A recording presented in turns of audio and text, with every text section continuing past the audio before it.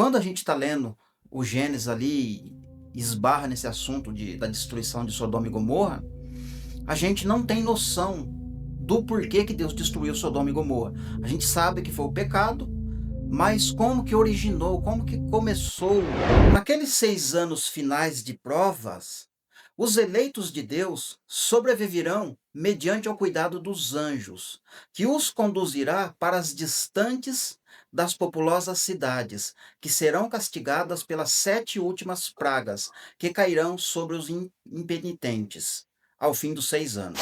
Hoje a gente vai dar um zoom, a gente vai entender a respeito daquela guerra que é mencionada em Gênesis capítulo 14, do qual Moisés trouxe um resumo.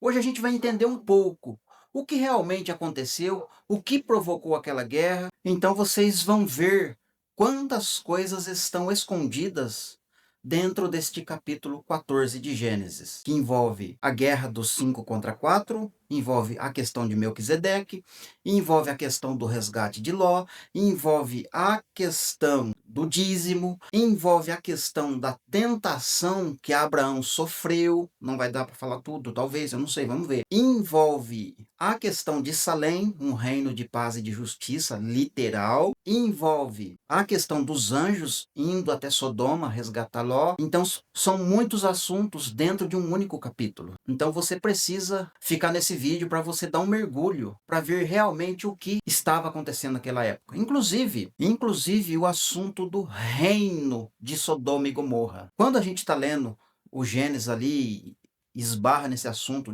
da destruição de Sodoma e Gomorra, a gente não tem noção do porquê que Deus destruiu Sodoma e Gomorra. A gente sabe que foi o pecado, mas como que originou, como que começou o desfecho, sabe, para que Deus destruir aquele lugar? Bem, o trecho que eu li para vocês fala de um povo sendo cuidado por anjos, sendo tirados das grandes populações de cidade e sendo levados para viver fora desses lugares, e os anjos escoltando esse povo. Você percebe que, com todas as letras, no restante das escrituras, a gente não vai encontrar essa informação com tantas riqueza e com tantos detalhes. Um trecho que fale a respeito da ida para o deserto, mas como vai ser essa ida? Então, essa ida vai ser com escolta. Assim como Ló foi escoltado para sair de Sodoma e Gomorra, para ir para um lugar seguro, desta forma o povo de Deus também vai ser levado. Você vai ver que Daniel fala que Miguel vai estar na terra no tempo da grande tribulação.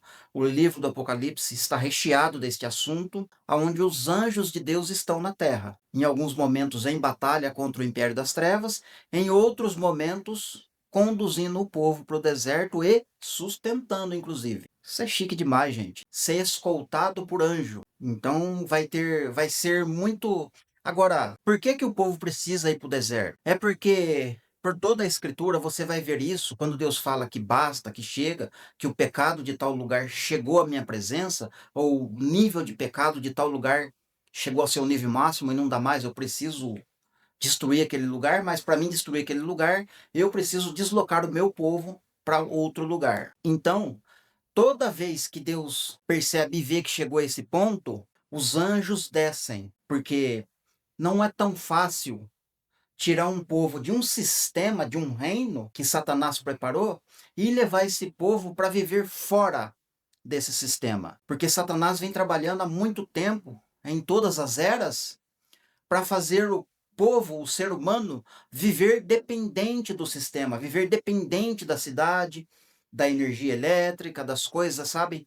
Tudo que existiu na Terra, contando aqui todas as evoluções do homem, é simplesmente mais uma ação de Satanás, uma influência de Satanás no homem, fazendo com que ele cada vez mais fique dependente do sistema. Então, quando Deus vai tirar o ser humano de um sistema, precisa primeiro acontecer guerra no céu. Guerra e guerra ferrenha. Ao ponto de... essa uma que, no caso que eu estou relatando, mencionando, que está no nosso futuro, os poderes do céu serão abalados por causa de tamanhas guerras que vão acontecer nos ares por nossa causa, por causa do ser humano. Porque Satanás não vai permitir, não vai querer permitir que o ser humano saia desse sistema. Você vai ver que lá no Egito, Faraó lutou até o fim, para não permitir que Israel saísse do seu sistema, da sua tirania. Você vai discorrendo pelas escrituras, sempre você vai ver, toda vez que Deus precisa tirar o povo dele de algum lugar, tem que ter guerra. Lá no contexto de Daniel, tem as guerras lá acontecendo. No tempo da Pérsia, da Média, e o povo ia sair da Babilônia para ir edificar o templo. Percebe que está tendo sempre esses combates. Então, lá em Gênesis 14, que eu mencionei um trechinho, está acontecendo muitas coisas. E claro, Moisés não escreveu tudo, até porque Moisés está trazendo um resumo. Em cada capítulo do Gênesis tem um resumo de algo que aconteceu. Esse algo que aconteceu tem outros escritores que escreveram de uma forma diferente. Exemplo, se você ler Samuel, Reis, Crônicas, você tem ali um histórico da entrada do povo de Deus para Canaã, os reis os bens e os mal-sucedidos de Israel, os reis, Salomão, Davi incluindo, mas é resumido o que eles fizeram, sabe? Os atos de rei e tal, assim, assim, assim, assado. Então, sempre resumos de cada período ali, de cada rei que reinou em Israel, no território cananeu. Só que no período em que Crônicas, Reis, Samuel, todos esses livros estavam sendo escritos, também Deus levantou profetas. Isaías, Miqueias, Amós, Elias, Eliseu, entre outros. E estes que viveram nessa época escreveram suas particularidades, suas experiências e seus momentos com Deus. Por isso você tem ali vários profetas, profetas menores e profetas maiores, dando um detalhe do que aconteceu na época dos reis, crônicas, juízes, Samuel, etc. Percebe? Então, quando Moisés está escrevendo Gênesis, exatamente, você tem ali dentro do Gênesis a história de Jó, você tem a história de Isaac, de Abraão, de Noé, a história de Enoque, Adão, entre outros personagens. Cada um escreveu. Só que nem todos, infelizmente, estão no que nós chamamos de Bíblia hoje. Porque o nome Bíblia, inclusive, é um nome inventado há pouco tempo, né? Porque sempre dentro das escrituras é mencionado as escrituras sagradas. Antigamente era pergaminho, né? Então depois passou a ser chamado de escritura, diz as escrituras. Mas quase sempre as pessoas que estavam mencionando as escrituras não dão a direção da onde que ele está tirando o texto. Exemplo, Judas fala de Enoque. Foi assim que Enoque profetizou, escrituras sagradas. Mas Enoque não está no na nossa mão, sabe? Quer dizer, não está na mão do povo, né? Na nossa mão está. No nosso coração está, de alguns pelo menos. Assim como livros de Esdras, livros de Salomão que ele escreveu, sabe, que não tá, muitos livros à parte, muitas histórias à parte que elas somam e que elas fazem parte. Porque quando você vai ler e meditar, você vai ver que faz sentido. Não tem como um homem, um ser humano, montar uma estrutura, por exemplo, como essa aqui de Melquisedeque. As histórias de Melquisedeque, a história de Salém, sabe? Não tem jeito. Até porque o trabalho de Satanás é se opor à obra de Deus. E o que ele puder ocultar de termo escritura, ele vai ocultar. Satanás não vai usar alguém para escrever livros, para falar que é livro referente a Deus e as coisas do mundo, para tentar enganar as pessoas. Jamais ele vai fazer isso. Ele vai fazer ao contrário. Quanto menos livro tiver na sua mão, quanto menos informações você tiver, melhor para Satanás. É essa ótica que a gente tem que ter. Então são muitos livros. Então, por exemplo, Abraão escreveu 3 livros, que eu sei, né? Pode ter mais. Mas escreveu 3 livros. Ele escreveu a história de Salém, a história de um vaso, que é ele mesmo que está narrando. Ele escreveu o Apocalipse de Abraão. Percebe?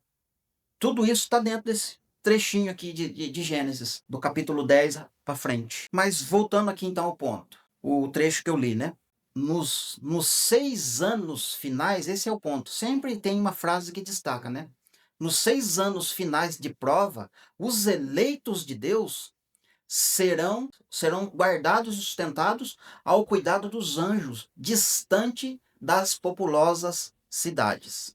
Ida para o deserto.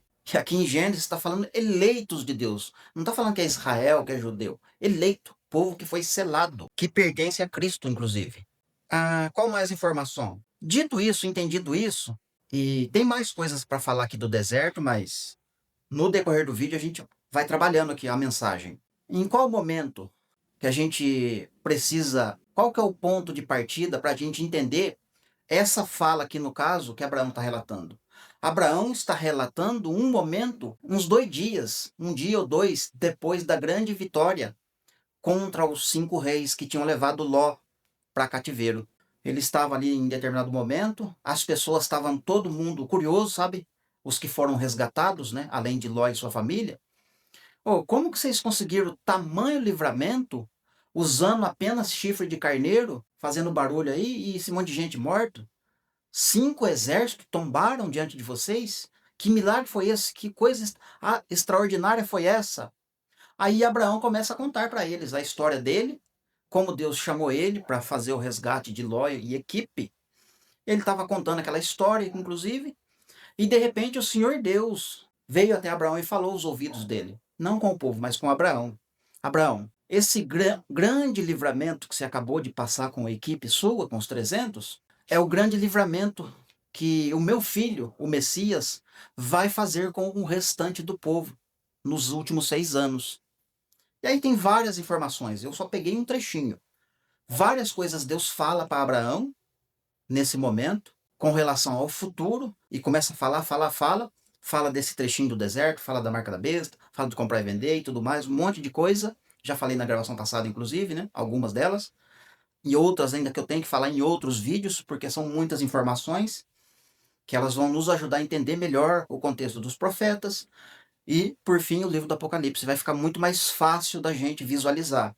Eu não digo ler e entender, mas só de você olhar para o livro do Apocalipse, os 22 capítulos que tem lá, tendo um pouco de familiaridade com os profetas, com a mensagem do tempo do fim, você olha para os capítulos, você consegue ter um vislumbre dos acontecimentos e conseguir até ver uma linha do tempo ali e se encaixar em qual época você está no livro do Apocalipse.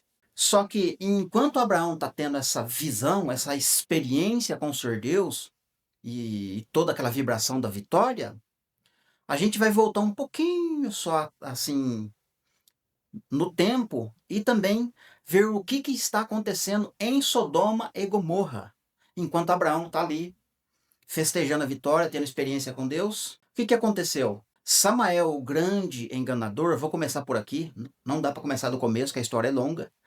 Ele roubou o cetro de Melquisedeque, o cetro que possuía o selo e o domínio. Quem tivesse aquele cetro conquistaria Salém, o reino de paz e justiça que Adonias, pai de Melquisedeque, havia edificado.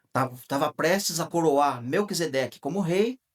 Samael, que é um príncipe parceiro de Melquisedeque na época, foi lá e roubou o cetro, já com o intuito de se tornar rei no lugar de Melquisedeque. E depois ele tomaria Salém. Então ele roubou o cetro e partiu para Sodoma e Gomorra, junto com seus aliados que ele já tinha chavecado para tal proeza. Uma terça parte do reino de Salém deu ouvidos à voz de Samael e estavam acampados ali, escondidos nas cidades das planícies, que compete Sodoma e Gomorra, e estavam por lá. E aí Salém estava desolada, Adonias, seu pai, muito triste, o povo querendo aclamar Melquisedeque como rei, porém sem o cetro não seria possível. Então Melquisedeque parte em busca de resgatar o cetro, então ele entra para dentro de Sodoma e Gomorra e começa a procurar pelo cetro. Passa um dia, passa 2 dias, no terceiro dia ele consegue encontrar o cetro. Na verdade, ele encontra Samael, né, dentro de uma casa lá, espancando o cetro. Espancando, danificando, tirando todo o traço divino do cetro. Toda a glória que o cetro tinha, ele estava esfolando, espancando. O cetro é meu, vou conquistar Salém, etc, não sei o que, cantando de galo. E aí, Melquisedeque chega e começa a dialogar com ele. Samael, por que você fez isso? Para que tudo isso? Você não precisa disso. Se você não está disposto a voltar comigo para Salém arrependido, me dá pelo menos o cetro para que eu possa concluir o trabalho que meu pai estava fazendo a meu respeito, etc. E aí Samael pega e não dá o cetro para ele e começa a zombar dele, sabe? E aí faz até lança um desafio para Melquisedeque. Melquisedeque, você quer mesmo esse cetro? Se você quiser mesmo esse cetro de verdade, você vai ter que pagar o preço. E aí o príncipe Melquisedeque fala para ele, mas qual que é o preço? O preço não é prata e nem ouro, mas é dor e sangue. Está disposto a pagar o preço? Melquisedeque falou, eu pago o preço. Então você vai ter que suportar, você vai ter que deitar no chão e você vai ter que aguentar então o espancamento, porque eu vou te espancar. E aí a história diz que Samael começou a tentar arrancar arrancar os 2 braços de Melquisedeque. O intento era, ó, eu vou arrancar os seus 2 braços porque nunca mais você vai colocar as mãos neste cetro. Vou te arrancar as mãos. E pelejou de um jeito, pelejou de outro, não conseguiu arrancar os braços de Melquisedeque. E aí ele foi e encontrou uma pedra pontuda, como se fosse um cutelo, uma faca. Então ele começou a golpear o punho de Melquisedeque. Foi golpeando até transpassar o punho. Fez na mão direita e depois foi lá e fez na mão esquerda. Furou os 2 punhos de Melquisedeque. Furou, e aí de tanta dor, de tanto sofrimento ali, todo ensanguentado, o príncipe. A história diz que ele desmaiou num profundo sono. Por outro lado, Samael, que tinha o agredido, olhou, viu aquela cena, um monte de sangue, todo aquele horror, começou a refletir no que tinha acontecido, bateu um êxtase de arrependimento e começou a pensar, puxa, o que eu estou fazendo aqui, né? Ele tenta sempre me ajudar. A história dá aquela esfriada assim. E aí ele pega e sai desesperado, sabe? Larga as ferramentas de tortura, joga no chão, sai correndo, larga o cetro lá caído, o príncipe todo ensanguentado no chão e vai embora. Sai desesperado, meio que fiz besteira, não sei o que eu fiz, e agora para me resolver isso. Depois dele estar longe, fugindo por conta do assassinato, mas peraí, por que eu estou fugindo? Se minha vida inteira eu estou tentando resgatar, roubar o cetro e possuir o reino, agora que eu tenho, por que eu estou fugindo? O certo é voltar lá e pegar o cetro, junto ao cadáver do príncipe, e depois ir lá e conquistar Salém, porque o exército me aguarda lá no vale. Aí a história volta para a cena do crime. Melquisedeque todo ensanguentado no chão. Começa a acordar, se levanta aos poucos, com pouca força, com muita dor, humilhado, pega o cedro, ajeita suas vestes e volta para Salém. Quando Samael volta no local do crime, não encontra nem Melquisedeque nem o cetro. Já entra em desespero. Opa, o que aconteceu? Mas tudo bem, eu dou um jeito, eu consigo, porque o meu poder está nas trevas. E sai também. Só que aí a história volta para Salém. Os súditos estavam aguardando Melquisedeque voltar. E aí quando eles olham de repente lá no alto, na região do Monte das Oliveiras, eles conseguem ver de longe o príncipe vindo, Melquisedeque, todo ensanguentado, mas com o cetro em mãos. E aí eles fazem uma celebração, uma festa, porque ele conseguiu redimir, resgatar o cetro. E aí o que acontece? Eu vou parar um pouquinho a história e dar uma contextualizada do que se trata tudo isso. Quando você está lendo a carta aos Hebreus, no capítulo 7, lá tem um capítulo inteirinho para falar desse personagem, Melquisedeque, que não é Cristo, não é o Senhor Deus, e muito menos um anjo, é um ser humano. Melquisedeque é um ser humano, porque lá diz que ele foi semelhante ao Filho de Deus. Então ele não é. Semelhante ao Filho de Deus em que? Aos sofrimentos, à história que ele viveu. Tudo que ele passou é como se fosse um vislumbre do que Cristo passaria. Porque o cetro que Melquisedeque vai em busca do resgate, na verdade aponta para o cetro racional que somos nós. Nós somos o cetro racional. Cristo vai reger as nações com o cetro de ferro. Vai reger as nações com a igreja, com este cetro. Então, Samael é uma figura de Satanás. Satanás, quando ele estava danificando o cetro, na verdade, ele está tirando de nós todo o traço divino, toda a glória do Senhor Deus que ele fez. Façamos o homem a nossa imagem e a nossa semelhança.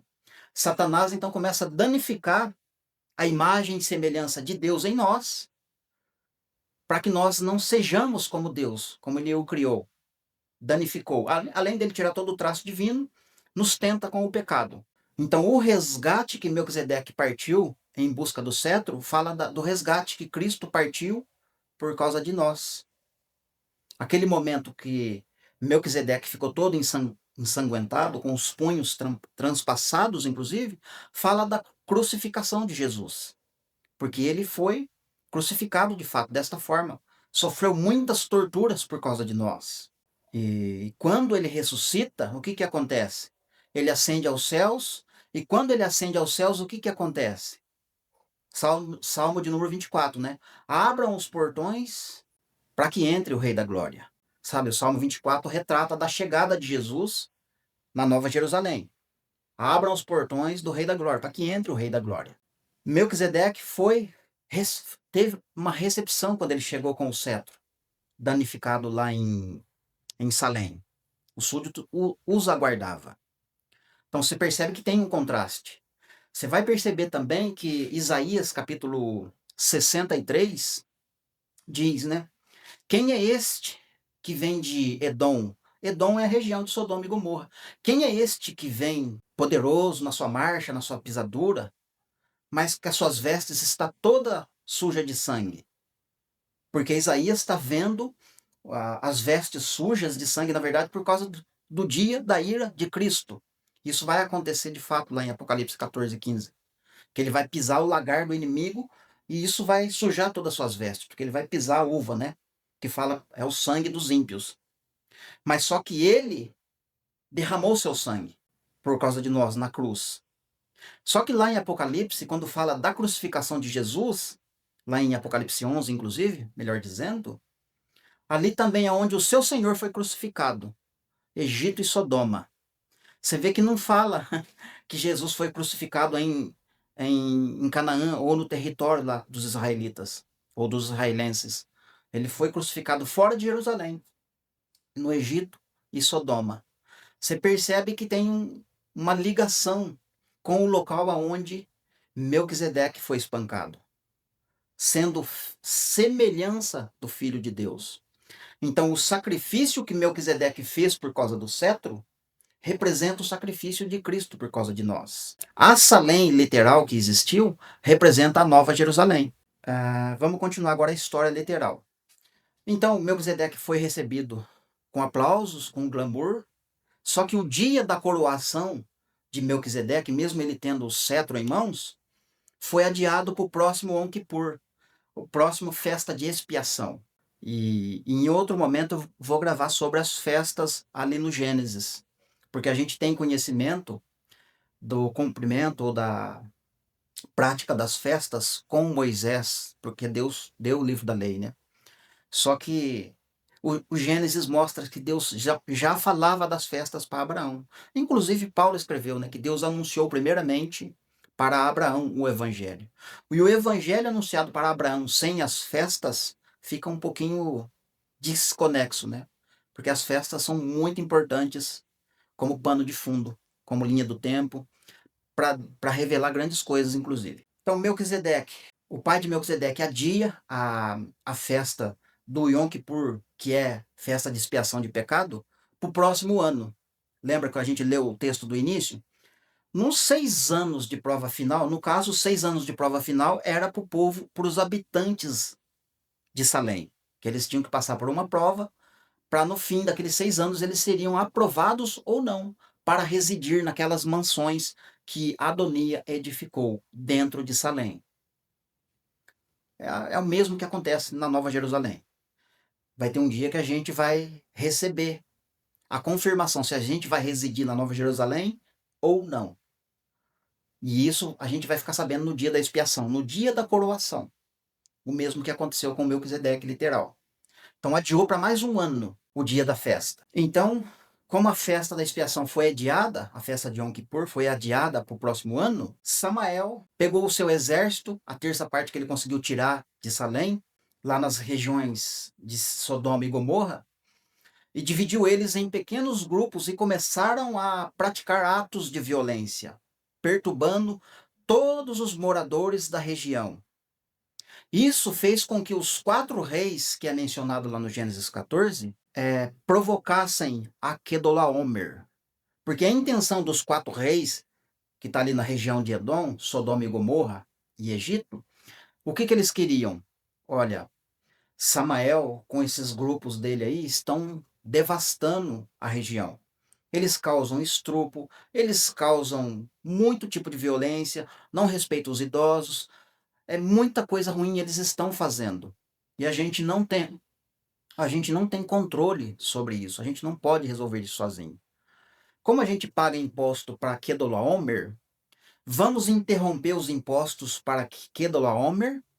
Sendo assim, Kedorlaomer vai querer saber por que a gente não está pagando impostos para ele. E aí essa informação vai chegar para ele ele vai reunir a equipe dele, vai descer para baixo e vai dar um fim em Samael. E a gente vai ficar livre desse sofrimento que esse camarada tá proporcionando na região. E deu certo o plano. Só que acontece que Quedorlaomer veio com os outros reis, devastaram toda a região, venceram os 4, só que Samael com seus grupos ficaram escondidos em uma caverna.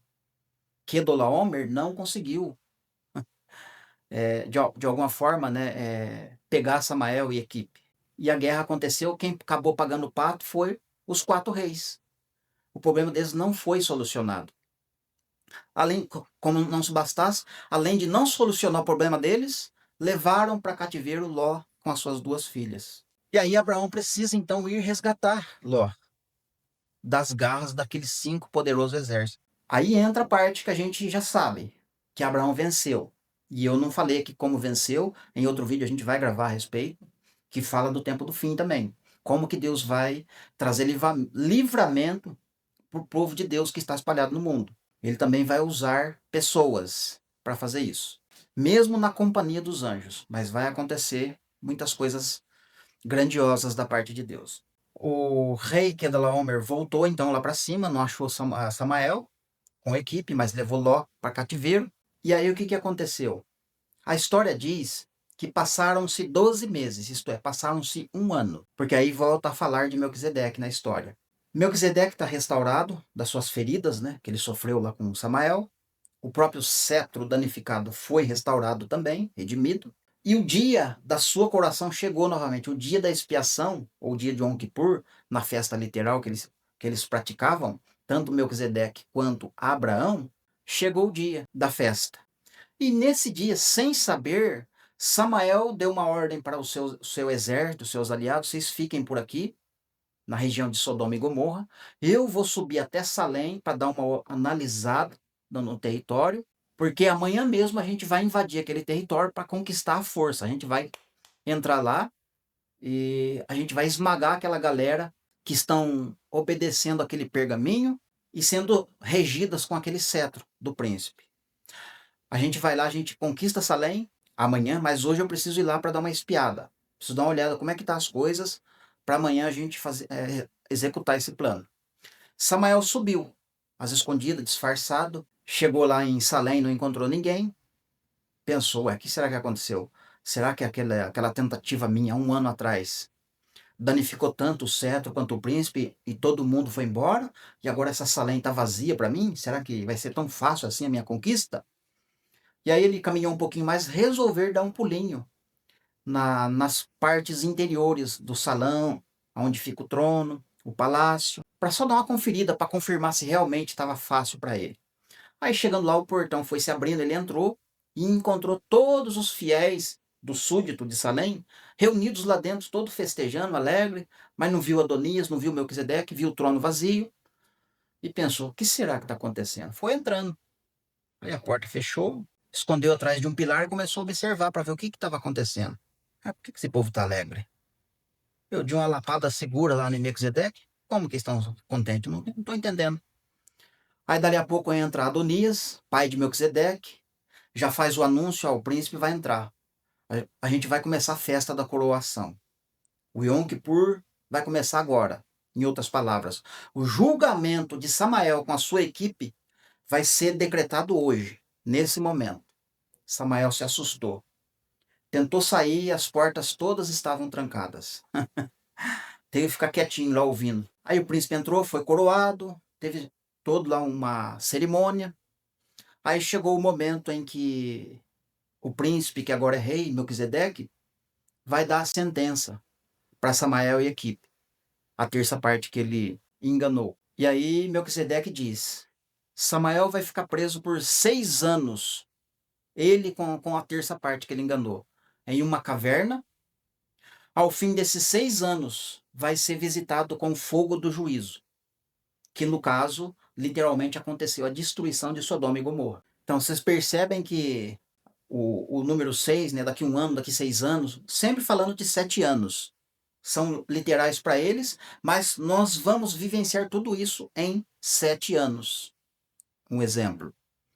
Quando chega o início da semana, a gente sabe que falta 7 anos. Isto é, 7 anos das provas finais para nós, para o mundo inteiro, na verdade. Para ver quem é que vai morar na Nova Jerusalém e quem não vai. Quem não for morar na Nova Jerusalém vai ser condenada pelo fogo do juízo, no final do 7º ano, que é as taças da ira de Deus que vai cair. Vai ser derramada, como a gente leu no início do vídeo. Só estou relembrando aqui para vocês entenderem e não ficarem confusos, que a história sempre vai se repetir 6, 7 anos. 12 meses fala de um ano, mas sempre fazendo a gente entrar para o tempo do fim e entendendo, porque você vê que é uma mensagem preparada exclusivamente para o povo do fim. Quem viveu no meio das eras, essa história não faz sentido, porque quem viveu no meio das eras, a maioria não entendia de profecia, não entendia as coisas que Deus estava fazendo, a não ser os profetas, as pessoas que Deus realmente levantou e abriu os olhos para que essas pessoas entendessem e pudessem profetizar para nós. Antes de Melquisedeque sentenciar Samael do julgamento de 6 anos na caverna, e no final dos 6 anos ser visitado pelo fogo do juízo, Melquisedeque ainda perguntou para ele se ele queria se arrepender, se ele gostaria de recomeçar tudo de novo. E Samael simplesmente não quis. Ainda ameaçou, falou: não, não quero me arrepender e ainda vou sair lá fora. A hora que eu sair, vou reunir o meu exército, ainda vou partir para cima e vou conquistar essa cidade aqui. Então foi aonde Melquisedeque então sentenciou ele de 6 anos de prisão numa caverna, junto com a terça parte dele, para que no final dos 6 anos eles fossem visitados pelo fogo do juízo. Quando Melquisedeque termina de fazer essa sentença, dele decretar a condenação de Samael e equipe, deitou-se na sua cama e a história diz que ele teve um sonho muito significativo. Nesse sonho, um anjo o acordou, sabendo da intenção dele, do significado das coisas, e já que ele estava vivendo muitas coisas sobrenaturais, o anjo o arrebatou até a Nova Jerusalém, onde ele conheceu o setor sul, o setor norte, o jardim do Éden, o trono de Deus. Várias coisas foram mostradas a Melquisedeque, inclusive o anjo querubim caído, Lúcifer. E aí a história se repetiu na eternidade passada. Melquisedeque ficou sabendo que isso aconteceu lá nas regiões celestiais, o mesmo caso que ele viveu literalmente com Samael, da mesma forma, e ainda o anjo mostrou para ele que no futuro aconteceria de novo. E é nessa hora que o anjo explica para ele. O cetro que Samael danificou ali é o ser humano. O ser humano é um cetro racional que Samael, que é o querubim caído, vai danificar o ser humano. Na verdade, a intenção de Satanás é em possuir o cetro racional, porque se ele possuir o cetro racional, ele pode reinar. Ele pode conquistar Jerusalém, a Salém, da terra, né? Porque a do céu ele não consegue mais. Mas a Jerusalém terrena ele vai conquistar. Vocês percebem que pela história, Samael não conseguiu conquistar Salém. Na verdade, quase ninguém conseguiu, né? Se conseguiu foi por pouco tempo. Mas, falando aqui para o tempo do fim, você vê que está profetizado que eles vão tentar conquistar Jerusalém. Mais uma vez. E não vai dar certo. Porque daí vai acontecer tudo isso que a gente está mencionando aqui nesse vídeo. Durante este sonho, além dessas coisas que o anjo fala para Melquisedeque, e ele conta a história de Abraão. Olha, Abraão é um ancião, é meu servo. Abraão está fazendo isso. Abraão está lá na região norte, lá em cima da terra de Canaã, acabou de vencer 5 reinos vitoriosos, que tinham acabado de vencer outros reinos em batalha, e só que eles venceram só tocando trombeta, né, que é instrumento. E aí Melquisedeque ficou surpreso com a história de Abraão, ficou sabendo de toda a história de Abraão. Quando ele voltou, despertou do sonho, de tudo que tinha acontecido, ele resolveu fazer os preparativos para receber Abraão e equipe para uma grande festa, onde ele vai coroar Abraão, vai coroar Ló, vai coroar todos os 300 pastores de Abraão, numa festa onde eles comem pão e bebem vinho junto com Melquisedeque. A partir daquele momento, Abraão ainda diz, olha aí, a partir daquele momento, porque a gente não sabia que, né, das coisas que estavam preparadas a nosso respeito, mesmo antes da gente ter vencido o exército, as coisas que Melquisedeque preparou para a gente, antes da gente saber. Então a gente ficou surpreso com tudo isso. A partir daquele momento a gente passou a honrar Melquisedeque como rei e sacerdote do Deus Altíssimo. Abraão falando. Então vocês percebem que é uma história muito envolvente, muito impactante, muito profunda, muito emocionante. E claro, precisa de um pouco de entendimento da palavra de Deus para poder fazer as associações, sabe? Fazer aquele balanço, né, que a gente faz. Será que isso está coerente com as escrituras? Será que isso confere? Será que isso não? Então, para quem não tem muito entendimento das escrituras, é uma história comum, é uma história que não tem nada a ver. Mas quando na verdade é uma história que está revelando muitas coisas.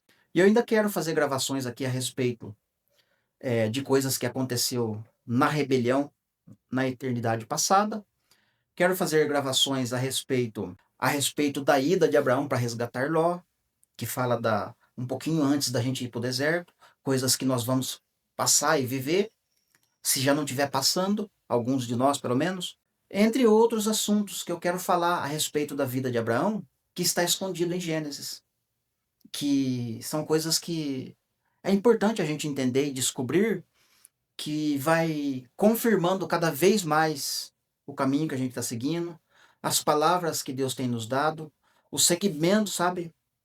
O desfecho total das coisas começa a criar um vínculo com tudo que é falado na Bíblia, tudo, e você começa a perceber que você está fazendo parte desse movimento. E que realmente as coisas estão se cumprindo na nossa vida, não só se cumprindo se nós cremos ou não, mas se cumprir com a gente entendendo e crendo e vendo, poxa vida, eu estou vivendo exatamente esse período, estou vivendo exatamente aquele momento que um dia Abraão falou, Noé falou, Jesus falou, os profetas falaram, e agora eu estou vivendo essa época. Então é uma coisa assim extraordinária mesmo. Mas é pena que talvez poucos vão dar credibilidade para a mensagem, ou